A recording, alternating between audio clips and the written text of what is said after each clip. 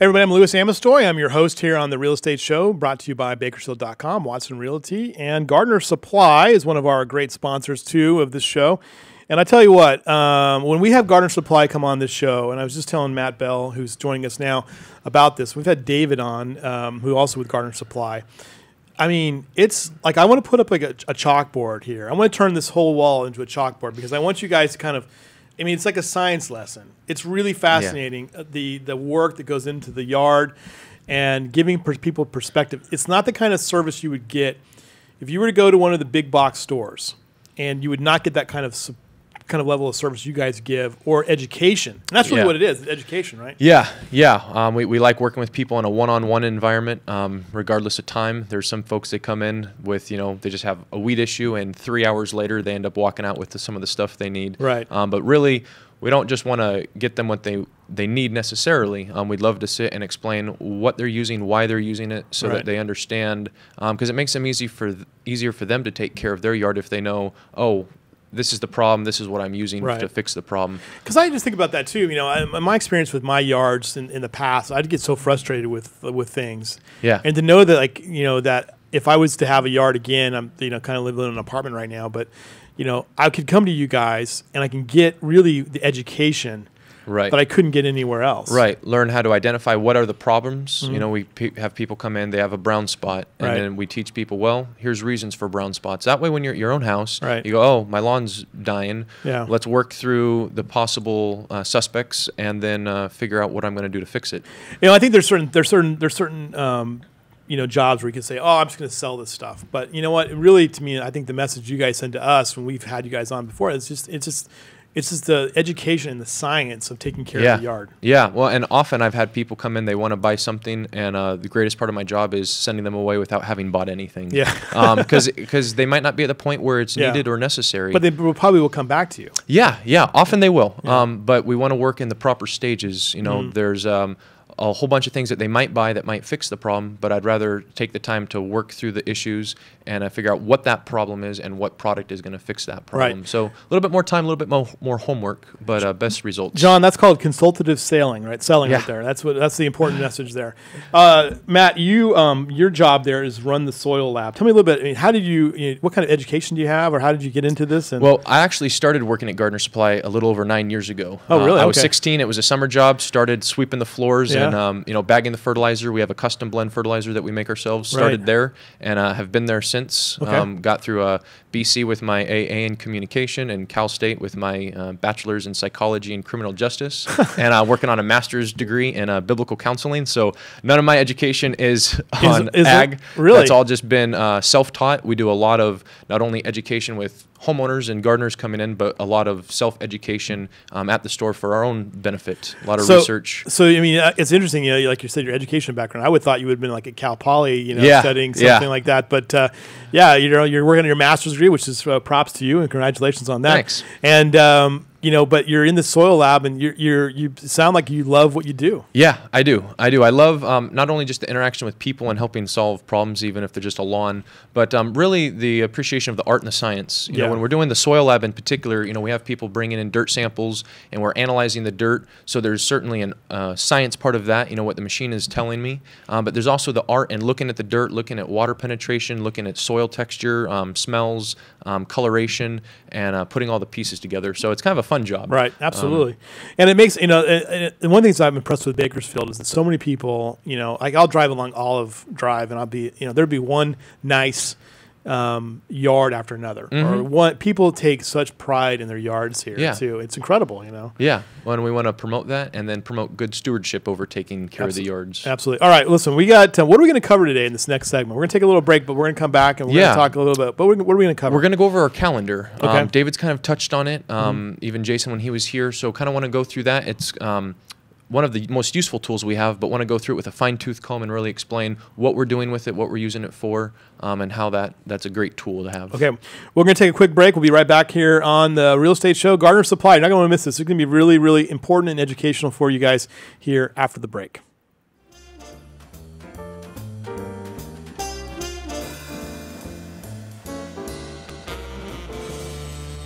All right, we're back here on the Real Estate Show. I'm Louis Amosway, the host of the Real Estate Show. I was just talking with Matt Bell from Gardner Supply about his background a little bit, and pretty fascinating story.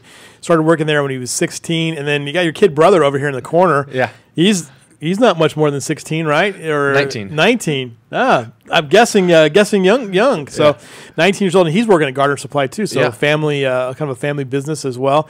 And but your background, the level of knowledge you guys bring to this stuff, the education and the science, I was guessing you would probably had gotten a degree in ag. And well, the guy who started it, Steve Rask, had that degree. Yeah. And then we have built on that. Right.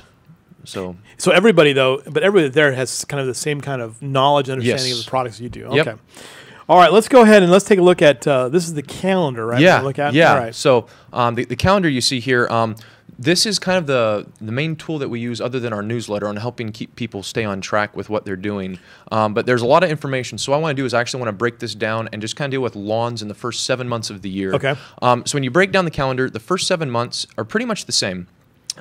We have, as you see in January, April, and June, there's that yellow color. Okay. That's a pre-emergent and a fertilizer mix that we're using. The fertilizer is a 2 to 2.5 month release fertilizer, just maintenance fertilizer, keep things green, keep things healthy.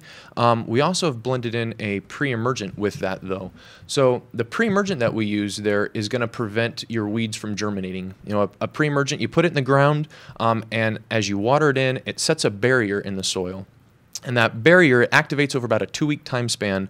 When a weed seed lands on that barrier, it prevents it from germinating.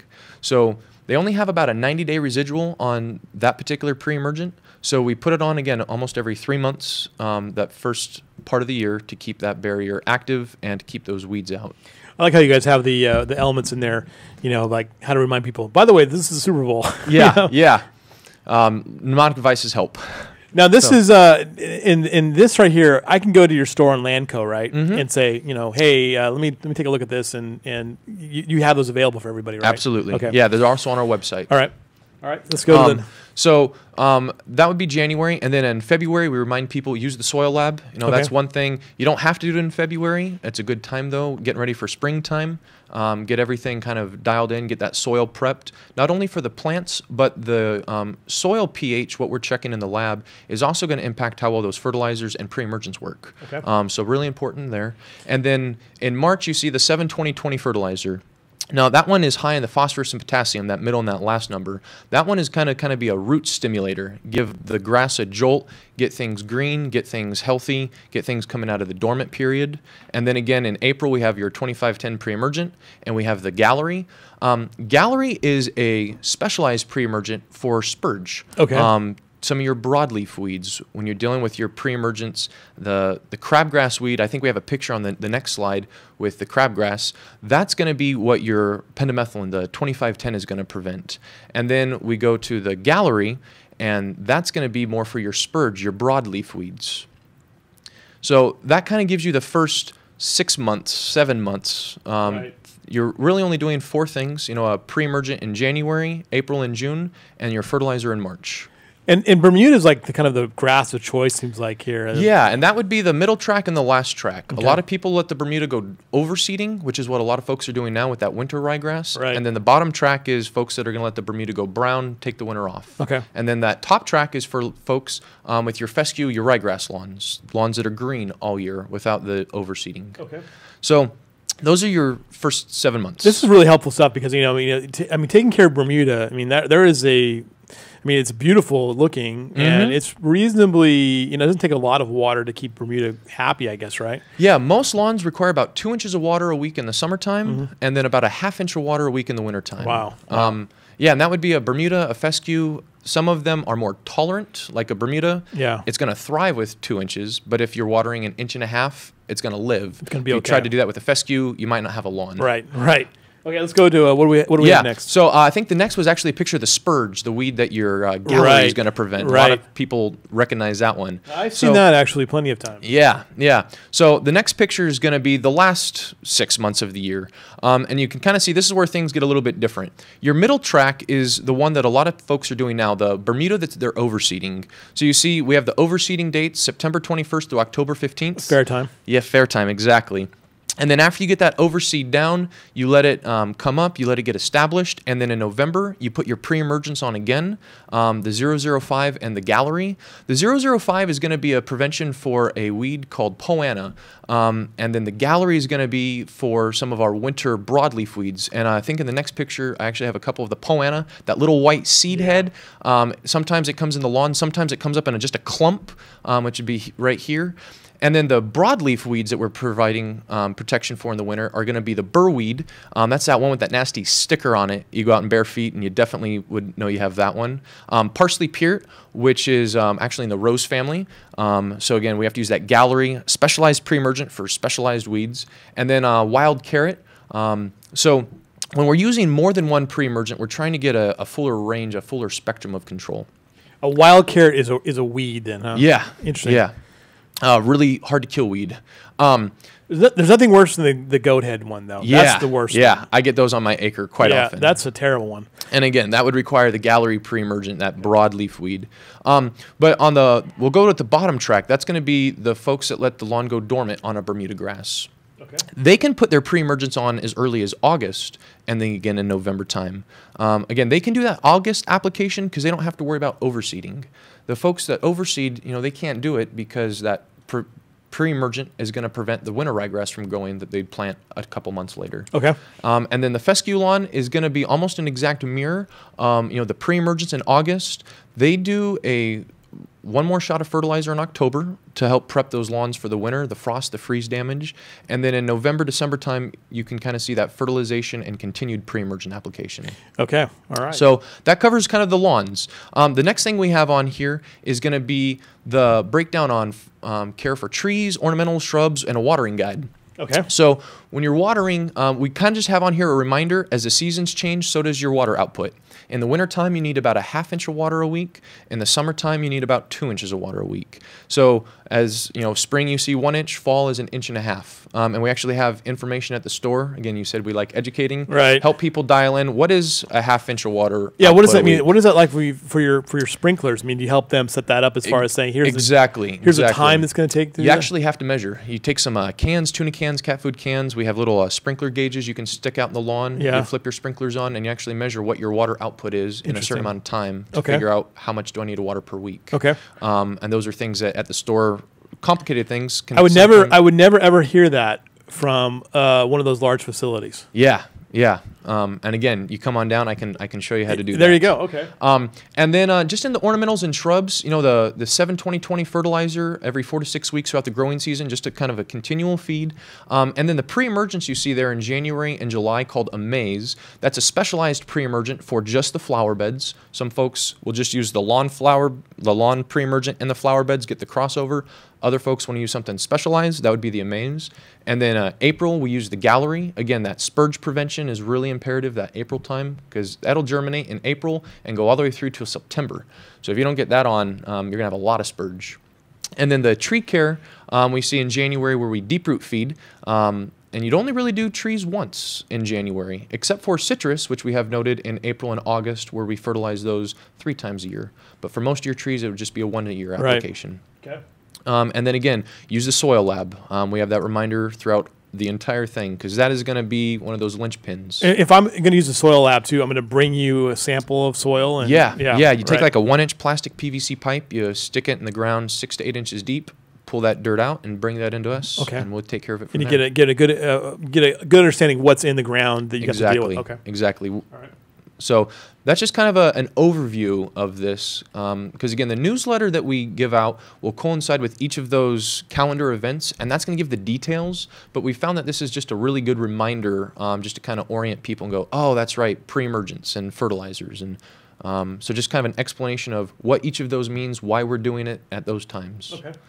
We're going to have to get out there and see your, really kind of explore this. And you guys are open. What are your hours normally? Tuesday through Saturday, 8 a.m. to 5 p.m. And get in there and see what you guys are doing and get some good education, good advice, right? Yeah, absolutely. What else is going on with Gardener Supply? What else do you guys got going on? Well, right now we're getting ready to wind down with the ryegrass season as we're getting into the cooler months. That's going to taper off and then getting ready for what we do in the wintertime. Canning. A lot of folks, they've got their vegetable gardens, so they're getting ready to do the canning, getting ready for wintertime fertilizers. We use a special one that will break down in the frost and the freeze. Are you getting a lot of drought questions from folks? Yeah. So we have a lot of people coming in, how to take care of the sprinklers and the watering throughout the wintertime. Getting those dialed in. There's certain products we have to help with water penetration. Right. People, their yard has a slope to it, so they're watering the street. And we have some products that'll help with the penetration. We also have products that you can put down to help hold the moisture. Right. It's a liquid polymer, essentially. So you spray that out on the lawn, and it can cut your watering up to 50%. And I think that's one of the interesting things is a lot of people perceive, if I'm going to have a really green yard, I'm going to, I'm not going to water it, or I'm going to have to, it takes a lot of water. And what you're saying too is that not necessarily if you do it smart. Yeah, exactly. Watering is a two-edged sword. You first want to make sure that you're giving the right amount of water, not overwatering, because that can actually leach out certain nutrients, not underwatering. And then the second part of that is making sure the water is penetrating properly. And the watering. The watering issue could be huge too, from the standpoint that, like, if you overwater too, I mean, that could create even more problems, right? Yeah, more Funguses weeds, more fungus. Right. Watering at nighttime, not watering right time of the day. You want a early morning watering. Yeah. That way you get the saturation into the soil, but then the sun comes off and it dries the leaf blades. Yeah. So yeah, a lot of those things. Again, when people come in, we can really walk through really fine detail to make sure that they understand what they're doing, why they're doing it. Because that why, when you understand the why, it makes it easy to remember. Not just this is what they told me to do and take our word for it. It's always interesting to me. I had a desert-scaped yard in a previous home, and it made a huge difference on the water bill. Yeah. But it's always interesting to me too. People who've talked about that, I was like, doesn't mean you're going to have any less work to do, because you desert-scaped it, because, it's amazing. Weeds will take place in the bare minimum of material. They will find a place to go.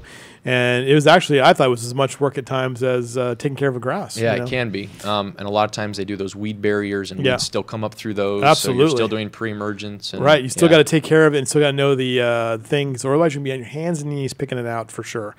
Thanks so much for joining us on this. This has been fantastic, as always. Like I said, I feel like we need to have, for you guys, the Gardener Supply. Time. I'll bring my whiteboard, my tripod, and we can... Exactly. We're gonna get that out there for you guys, because it's really, really fascinating. Get to see these guys. They're on Landco Drive number 2, and take a look at their website, too, gardenersupplyinc.com. And I definitely sign up for the newsletter. I would think that would be helpful for everybody. And you can do that on our website as well. Great. Matt, thanks so much. And thanks to your 19-year-old brother, too. So I appreciate that. Thanks for coming in. We'll be back with John Cox with Bakersfield, California, talking a little bit of real estate news here as we wind down the real estate show for today.